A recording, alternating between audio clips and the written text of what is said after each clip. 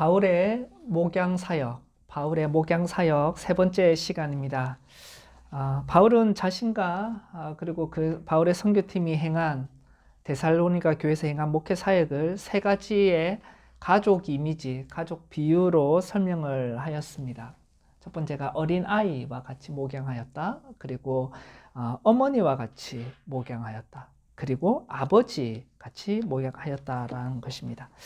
바울이 어린아이와 같이 목양하였다라고 했을 때 그것은 바울의 사역의 순수성을 강조하는 것입니다.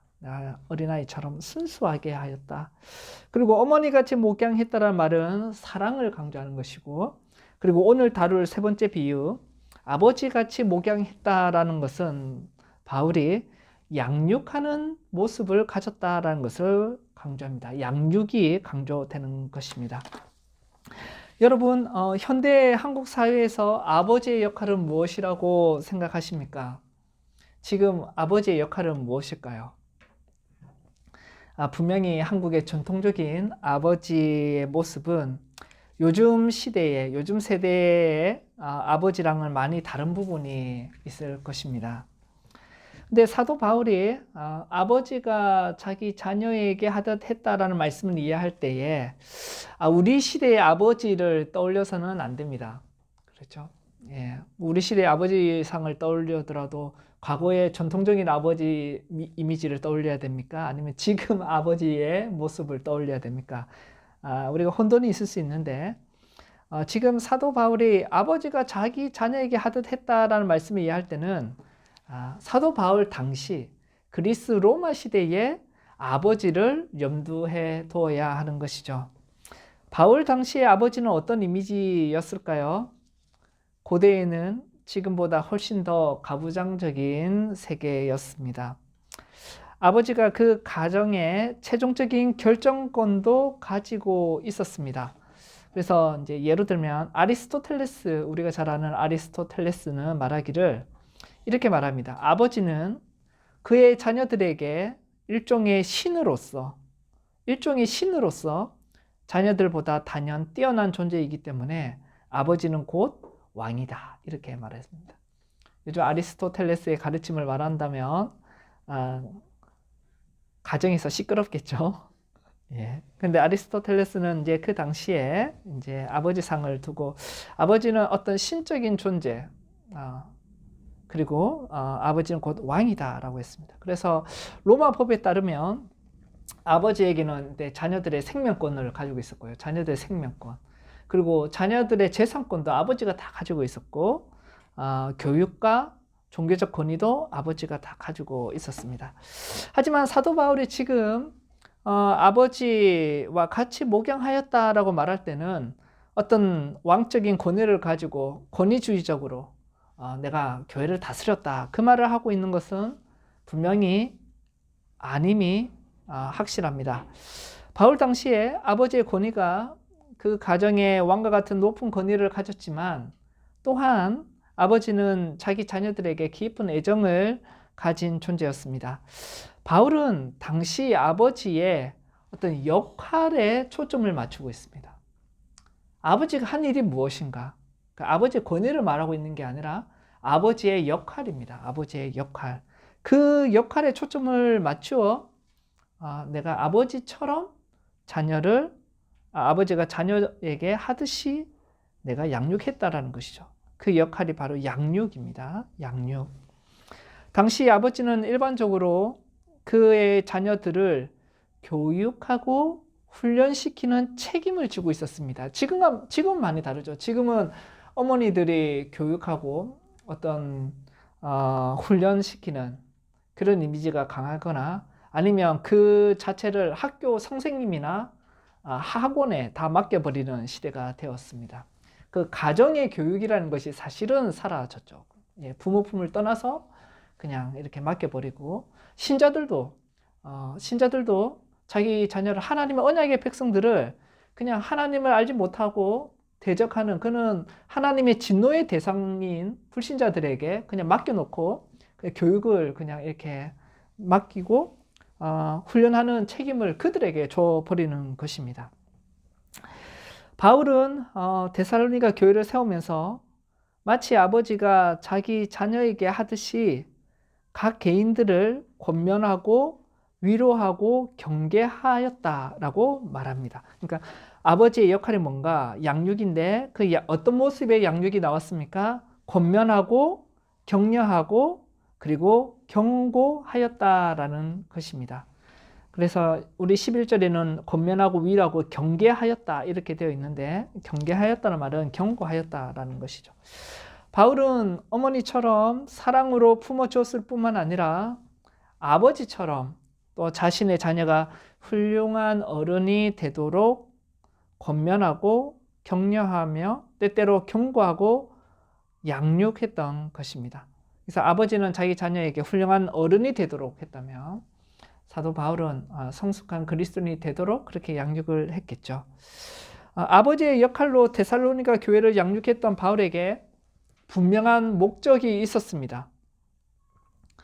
양육하고 권면하고 격려하고 경고한 목적이 뭔가? 아버지가 자녀를 양육할 때 목적이 있듯이 사도 바울도 분명한 목적이 있었는데 그것이 12절에 나타납니다. 12절 보시면 이는 너희를 부르사 자기 나라와 영광에 이르게 하시는 하나님께 합당하게 행하게 하려 함이라. 분명한 목적이 나타나죠. 데살로니가 교회 성도들이 하나님께 합당히 행하게 하려고 양육을 하였다라는 것입니다.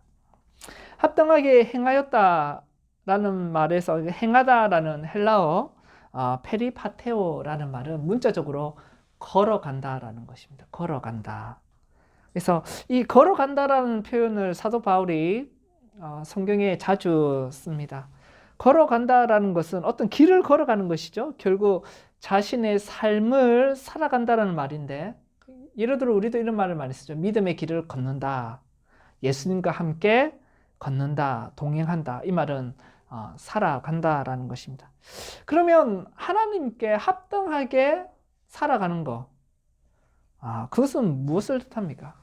내가 하나님께 합당하게 살아간다라는 것은 결국은 하나님의 성품에 맞도록, 그리고 하나님이 요구하시는 것에 맞도록 내가 인생을 살아간다라는 것이죠. 나의 삶을 산다라는 것입니다.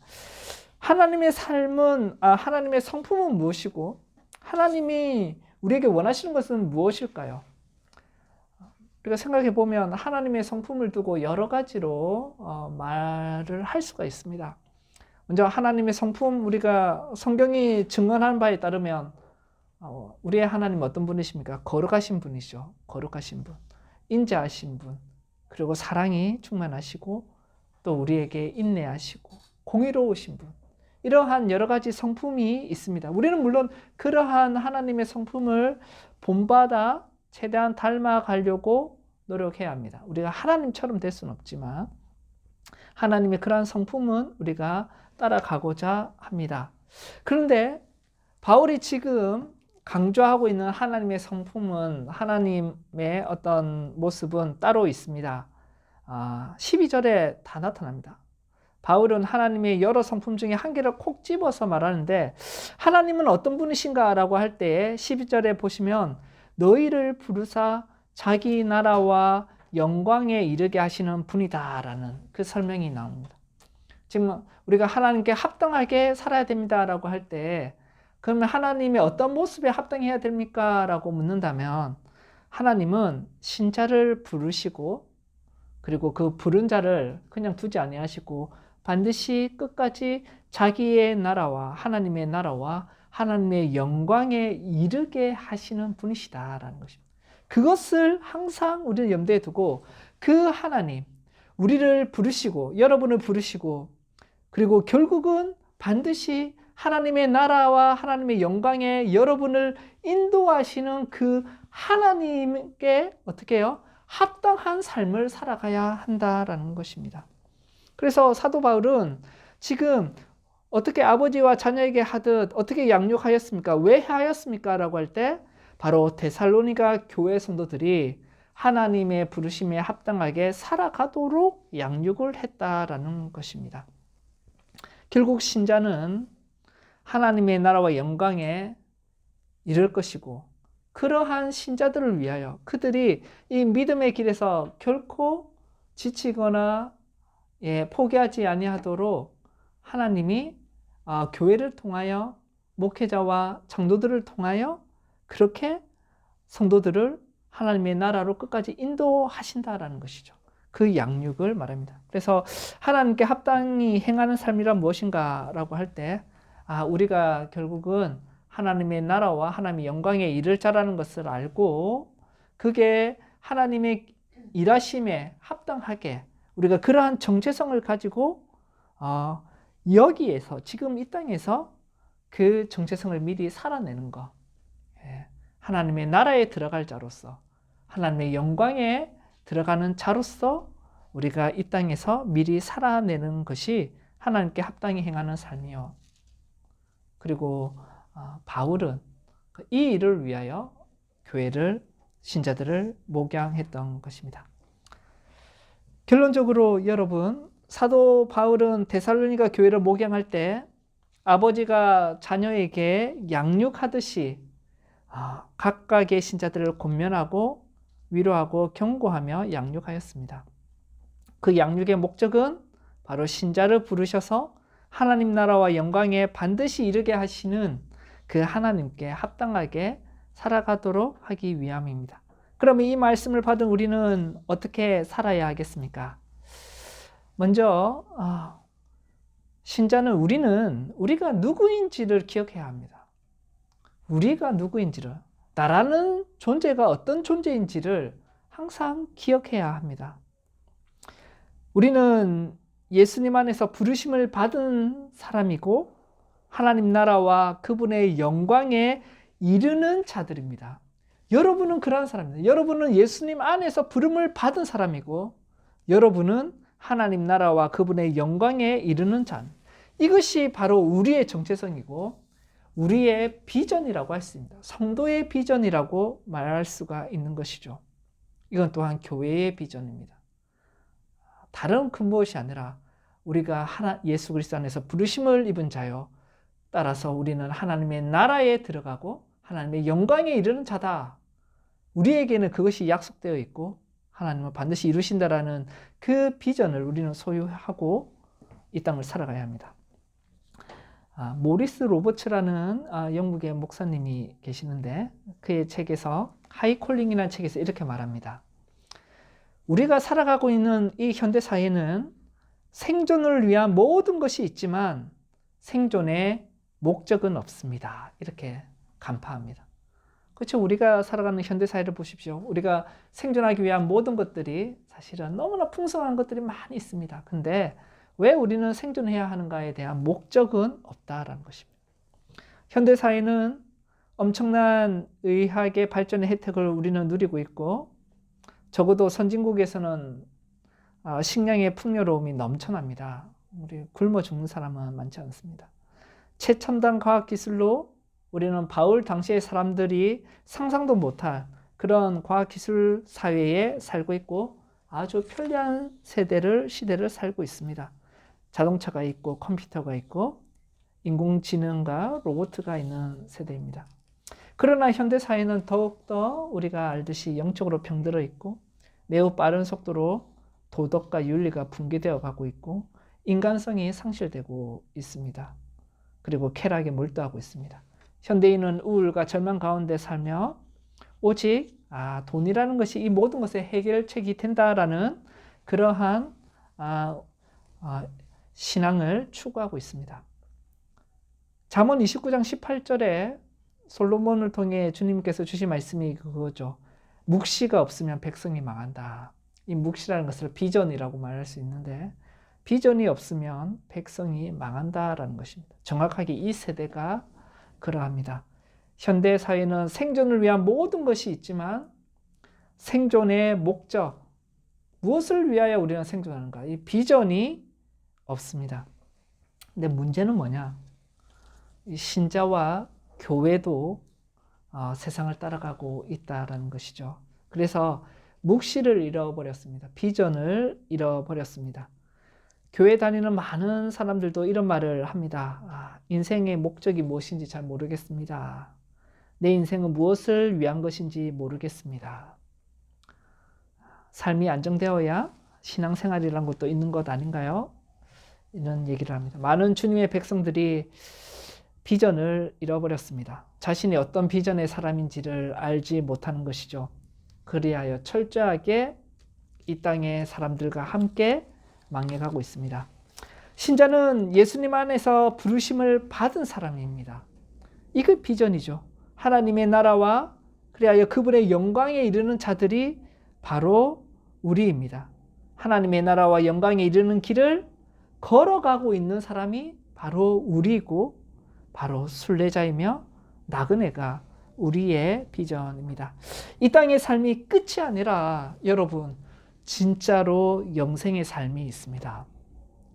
이 땅에서 우리가 만질 수 있는 거, 발로 디디고 먹고 마시는 이 물질의 세계가 전부가 아니라 진짜로 영생의 삶이 있습니다.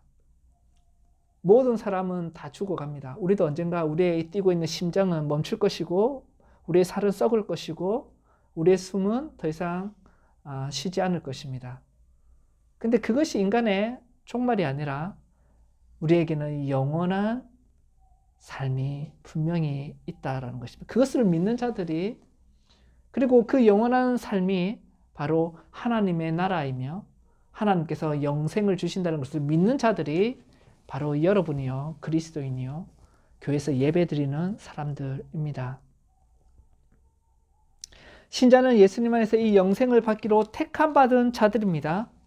그리고 확실히 이미 영생을 소유한 사람들입니다. 그러므로 우리는 천국의 비전을 보면서 이 땅을 살아갑니다. 신자는 현재 지금 여기에서 하나님의 나라의 백성처럼 살아가야 합니다. 이걸 생각해 보십시오. 여러분 진짜 이렇게 살고 있습니까? 나의 삶의 모든 윤리적인 가치와 삶의 목적이 이 땅에 있는 문제가 아니라 하나님의 나라의 천국 백성으로 살아가고 있냐라는 것입니다. 왜냐하면 이미 우리는 천국에 들어갔고 하나님의 영광에 이른 것입니다. 왠지 아십니까? 하나님이 부르신 자들을 반드시 천국에 이르게 하시고 그리고 하나님의 영광에 이르게 하시기 때문에 우리는 아직 죽지 아니하였고 예수 그리스도께서 다시 이 땅에 오셔서 새하늘과 새 땅을 만들지 아니하셨지만 우리는 여기에서 정말 하나님의 나라가 내 것이냐 그리고 하나님의 영광에 이른 것처럼 우리는 살아갑니다. 하나님의 성품이 그러합니다. 우리가 누구인지를 알 뿐만 아니라 하나님의 성품을 기억해야 됩니다. 우리는 하나님이 부르신 자요 하나님의 나라와 영광에 이르게 이름을 받는 자이고 또한 하나님은 어떤 분이에요? 우리를 부르시는 분이고 우리를 부르실 뿐만 아니라 반드시 하나님의 나라와 영광에 이르게 하시는 분, 그분 그리고 그분의 부르심에 합당하게 우리는 살아가야 하는 것입니다. 목적지를 잃어버리면 안 됩니다. 영적인 치매에 걸려서는 안 됩니다. 한국에 있는 많은 교회들에 소속되어 있는 신자들 어쩌면 우리들도 영적인 치매에 걸려 있는지도 모릅니다. 우리는 계속 까먹습니다. 우리는 지금 걸어가고 있는데 우리의 삶을 살아가고 있는데 어디로 가는지를 모른다라는 것입니다. 영적인 치매에 걸리면 안 됩니다. 우리는 비전을 잃어버리면 안 됩니다. 두 번째로 여러분 신자는 용기를 가지고 신자의 길을 계속 걸어가야 합니다. 용기를 가지고 신자의 길을 계속 걸어가야 합니다. 남과 다르게 살아가는 것은 대단한 용기가 필요합니다. 이 땅에 속한 자들이 아니라 하늘에 속한 자들로 살아갈 때 우리는 세상과 부딪힐 수밖에 없습니다. 우리는 세상에서 살아갈 때 환난을 당할 것입니다. 우리 구주 예수님이 말씀하셨습니다. 그러나 우리에게 담대하라, 용기를 가져라라고 말씀하십니다. 예수님이 세상을 이기셨다라고 선포하십니다. 우리가 세상을 살아갈 때 신자는 새 원수로부터 우리가 구원의 길에서 이탈하도록 끊임없이 방해받고 공격당합니다. 우리 젊은 친구들은 반지의 제왕이라는 영화를 보셨을 텐데 반지의 제왕에 적들이 있죠. 세 종류가 있습니다. 하나는 이제 사우론이라는 그 악의 중심이 있고, 그리고 그 사우론을 따르는 그 사루만이라는 마법사, 그리고 오크들, 그러한 존재들이 있고, 또 어떤 존재가 있습니까? 무엇이 방해합니까? 그 절대 반지의 말미암아 자기의 욕망이 커져서 삼켜져 버리는 그 안에 있는 욕망이, 그 개개인의 사람들의 욕망이 바로 공격하는 적이라는 거죠. 이것처럼 그 반지의 제왕을 만든 사람이 J.R. 톨킨인데 기독교의 세계관을 잘 녹여 놓았는데, 여러분 우리도 신자가 실제로 이 세상과 악과 싸우고 살아갈 때 세 가지 적이 있습니다. 우리가 하나님 나라에 이르지 못하도록 하고 방해하는 적이 뭐냐? 첫 번째 사탄입니다. 사탄이 공격합니다. 사탄만 공격하는 것이 아니라 그 사탄에 추종하고, 그 사탄을 추종하고 지배하에 있는 세상의 유혹이 있습니다. 이 세상의 문화가 있는 것이죠. 반지의 제왕에 따르면 오크 같은 그런 무리들입니다. 그리고 세 번째가 뭐냐? 인간 안에 있는 죄성입니다. 부패한 본성입니다. 이 세 가지를 두고 싸워야 됩니다. 사탄하고만 싸워서도 안 되고, 세상하고만 싸워서도 안 되고, 자기 안에 있는 죄성하고만 싸워서는 안 됩니다. 이 세 가지의 적들을 잘 알아야 합니다. 이 세 가지가 우리로 하여금 성도다운 삶을 살지 못하도록 공격하는 것이죠. 근데 이런 원수들의 공격으로 인해서 우리가 어떤 공격을 당하면 어떤 일이 벌어지냐면, 하나님이 주신 은혜의 방편들을 놓쳐버리게 됩니다. 그것을 등한시하게 되는 것이죠. 하나님이 주신 은혜의 방편, 구원받은 자가 순례자의 길로 이 땅을 쭉 살아갈 때에 힘을 공급받는 하나님의 도구들이 있는데, 말씀과 기도와 그리고 예배요, 성도의 교제를 말할 수 있겠죠. 교회 공동체입니다. 근데 그것을 등한시하게 됩니다.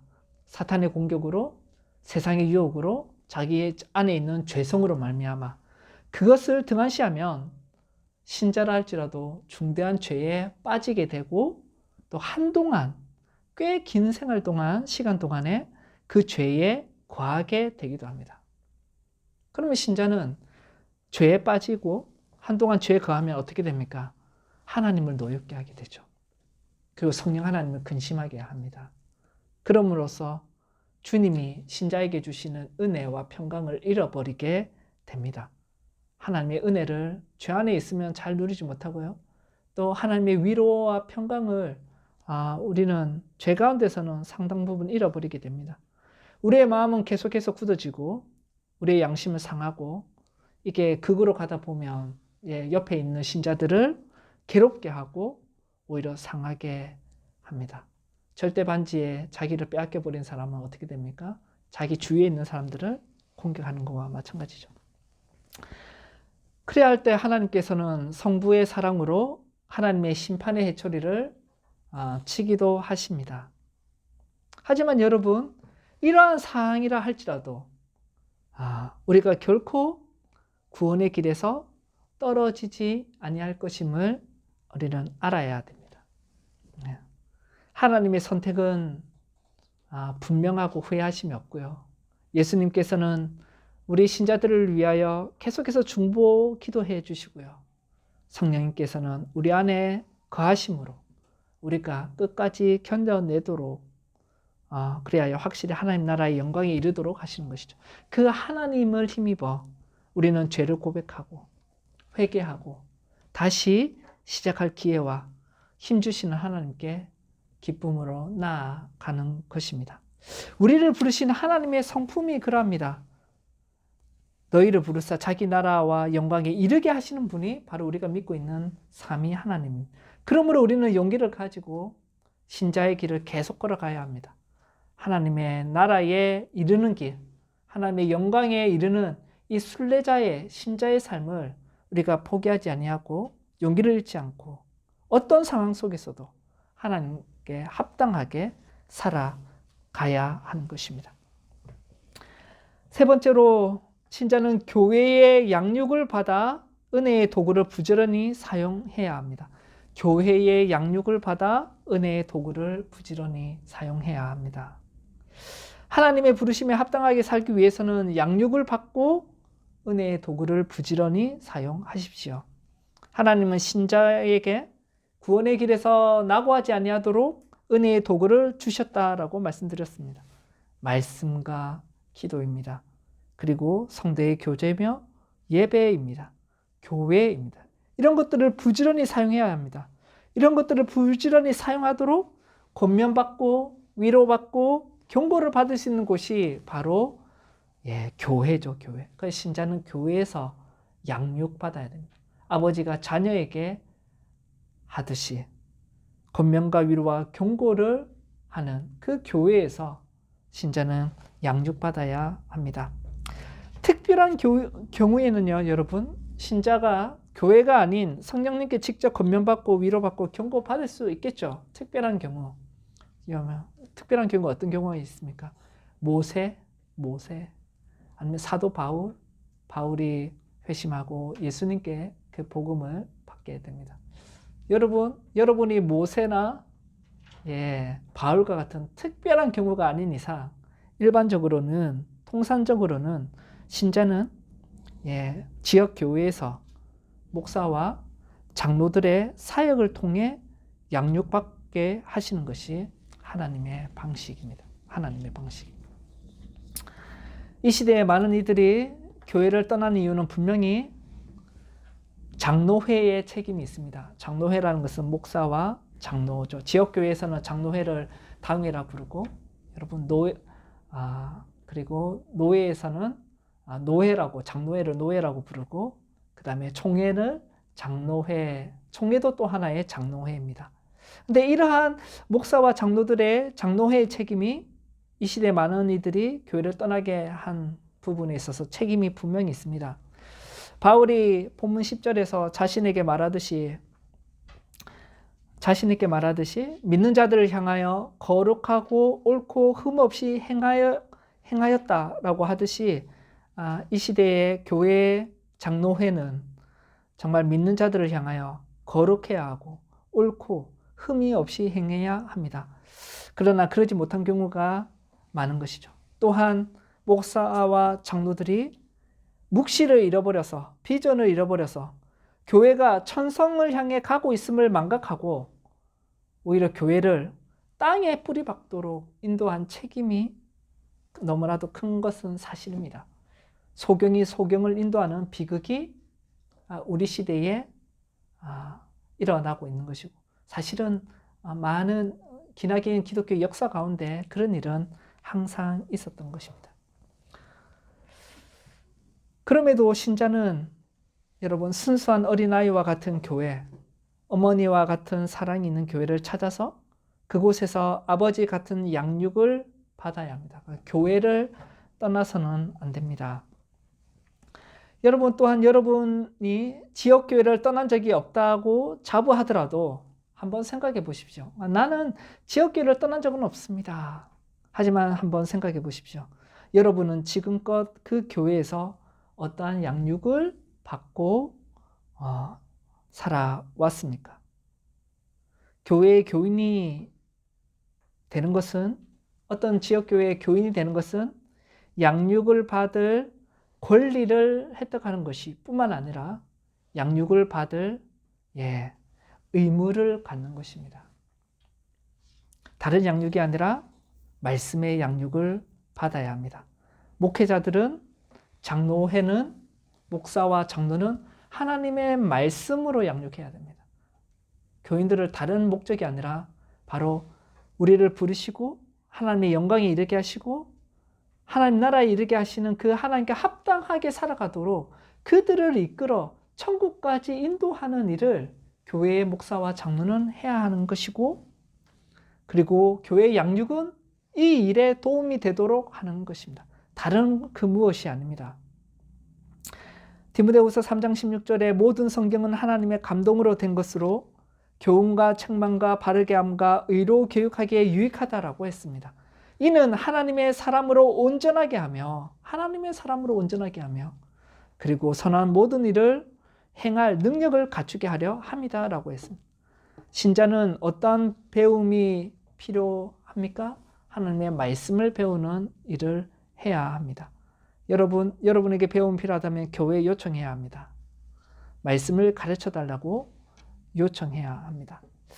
가장 기본적인 양육은 성경과 교리입니다. 이 신앙에 뼈대가 있어야지 여러분 우리에게는 경건이 있는 것이고 영성이 있는 것이고 그리스도인의 삶이 이 성경과 교리로부터 나옵니다. 이것이 없이는 하나님의 백성다운 하나님께 합당한 삶을 살아갈 수 없습니다. 여러분 우리는 우리의 구원이 상실될까 봐 염려하지는 않습니다. 여러분 예수 그리스도 안에서 부름을 받은 여러분, 우리는 우리의 구원이 상실될 것을 염려하지 않습니다. 왜냐? 우리를 부르신 하나님이 성품이 어떠한 분이라고요? 반드시 우리를 하나님의 나라와 영광에 이르게 하시는 분이기 때문에 그렇습니다. 그래서 우리의 구원의 확신은 우리가 구원이 상실될까 봐 염려하지는 않지만 그렇다고 해서 결코 나태하게 살아갈 수는 없습니다. 더욱 그 부르시는 하나님께 합당하도록 살아가야 되고 기쁨과 감사로 순종하며 살고자 우리는 해야 합니다. 그리고 이 합당하게 살아가는 양육을 교회로부터 받으십시오. 교회 지도자들은 이 양육을 해야 할 책임이 있는 것입니다. 그러므로 정말 이 땅에서 하늘의 비전을 품고 끝까지 믿음의 선한 싸움을 싸우며 순례자의 길을 걸어가시는 우리 모두가 되길, 또 은평시민교회가 되길 간절히 바랍니다. 아멘.